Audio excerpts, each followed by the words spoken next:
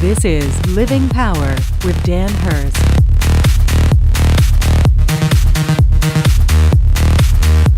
Jesus explained very clearly that he wasn't his own witness. Rather, the witness to who Jesus is and what he's done was revealed by those who had seen him and experienced him. And as a result of that, there were 5 types of witnesses. The first one is you'll see in just a moment, and then there were 4 that were human witnesses. But the first witness to Jesus was God the Father. Now, this is such an interesting concept that Jesus introduces here, but I want you to see it and think it through. The most important witness for Jesus was the Father. It didn't really matter what anybody else thought. His whole approach was, what does my Father think about me? And it's a valid question. What does God the Father think about God the Son? What did God the Father think about Jesus? And what does he say about him? Well, if we look at Luke chapter 9, we're going to look at a couple of passages that are fairly, not real long, but have some pretty interesting things that reveal about what God the Father thinks about God the Son, thinks about Jesus. And in Luke chapter 9, this is where Jesus went up on the Mount of Transfiguration. You remember that story. He went up and he took 3 disciples with him, and they went up there, and Peter was one of them, and they saw Moses and Elijah, and they wanted to hang around because it was so cool and build a tabernacle there and worship, and it was just this awesome experience. And so they go up there, and we pick up with verse 28 in Luke chapter 9. Now about 8 days after these sayings, he took with him Peter and John and James and went up on the mountain to pray. And as he was praying, the appearance of his face was altered, and his clothing became dazzling white. And behold, 2 men were talking with him, Moses and Elijah, who appeared in glory and spoke of his departure, which he was about to accomplish at Jerusalem. They were talking about the coming crucifixion. That's what was happening there on the Mount of Transfiguration. Now Peter and those who were with him were heavy with sleep. I love that. I know that feeling. And in fact, I know it without sleep. But anyway, think about it. Now Peter and those who were with him were heavy with sleep, but when they became fully awake, they saw his glory, and the 2 men stood with him. And as the men were parting from him, as Moses and Elijah were getting ready to leave, Peter said to Jesus, Master, it's not good that we're here. Let's make 3 tents. One for you, and one for Moses, and one for Elijah. And I love what it says there, not knowing what he'd said. Peter's my kind of guy. He just blurts things out and just says the dumbest things. Hey, let's build a tent, And don't you know that Jesus and Moses and Elijah kind of looked at each other like, what's this squirrel talking about, What do you mean, build us a tent, What does that mean? But Peter was just so mesmerized by it all, he wanted to stay there. Ever been on one of those spiritual highs that you just want to stay there? This is so cool, let's just stay here. But it wasn't for them to stay there. And as he was saying these things, verse 34 says, a cloud came and overshadowed them, and they were afraid. Peter and James and John were afraid as they entered this cloud, and a voice came out of the cloud, saying, this is my Son, my chosen one. Listen to him. Now, the purpose of the voice was for Peter, James, and John. It was for them to hear that. And so it was important that they did hear it and understand who it was that was saying it. They heard this voice talking about God the Son. That's what the Father thinks about the Son. He is my Son, my chosen one. Listen to him. Now, later in Hebrews, we pick up on something else that we learn about what God the Father thinks about Jesus. And in Hebrews chapter 1, this is how Hebrews starts out. Hebrews 1, starting with verse 1. Long ago, at many times in many ways, God spoke to our fathers by the prophets. But in these last days, he has spoken to us by his Son, whom he appointed the heir of all things, through whom also he created the world. He is the radiance of the glory of God and the exact imprint of his nature. And he upholds the universe by the word of his power.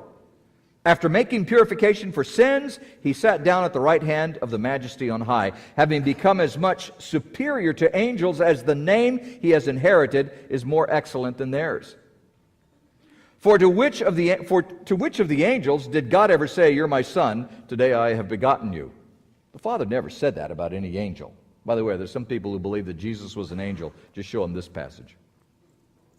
For to which of the angels did God ever say, "You're my son, today I have begotten you"? Or again, "I will be to him a father, and he shall be a son"? And again, when he brings his firstborn into the world, he says, "Let all God's angels worship him." Of the angels, he says, "He makes his angels winds, and his ministers a flame of fire." But of the Son, he says, "Your throne, O God." Now look at that. This is God the Father saying this. Of the Son, of Jesus, God the Father says, "Your throne, O God, is forever and ever. The scepter of uprightness is the scepter of your kingdom." And a relationship with God is this relationship with God that the Father that Jesus had was the most important thing as far as Jesus was concerned. What did the Father think about him? Obviously, that's a standard for us. It's a model for us. When you know what it is that God the Father thinks about you, you can handle all the rest of it. It's important for you to know what God the Father thinks about you. So just think about that for a moment. Let me ask you the question. What does God the Father think about you?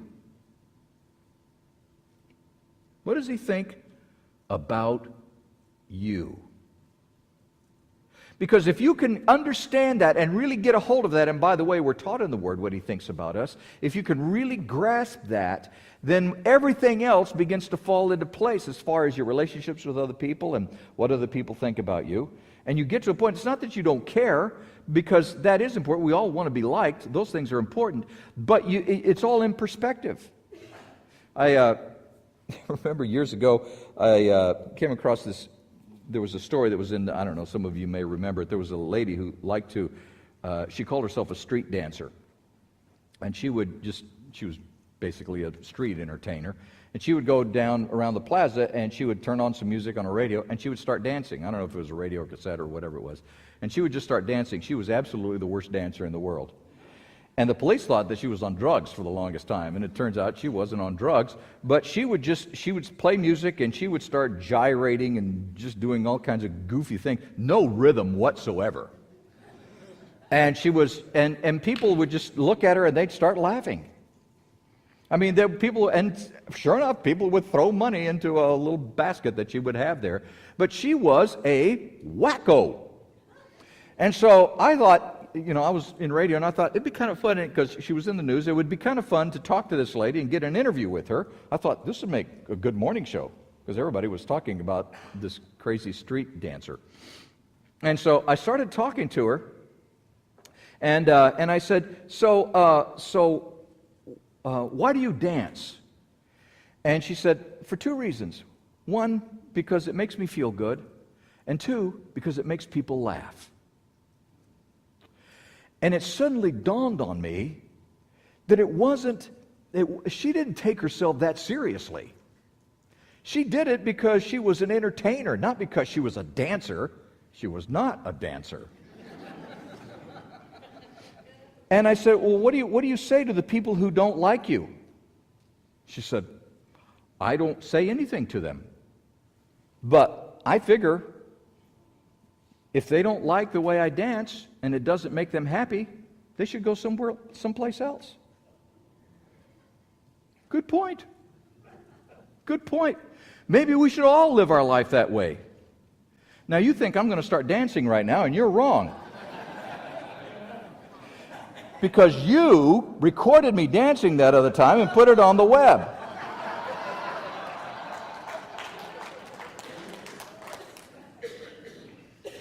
Forever and ever and ever.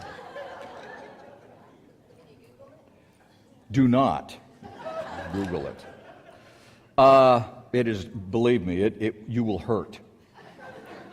It's one of those things. It's like walking into the bathroom at night and you turn the light on and that white porcelain thing is burned in your brain for hours.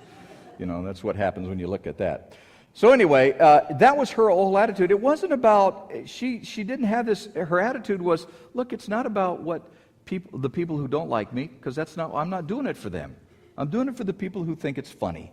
I'm just entertaining people. That was her attitude. And I took a lesson away from that, and I thought, Lord, I want to live my life in such a way that I'm so focused on what you think that I'm not really all that worried about what everybody else thinks.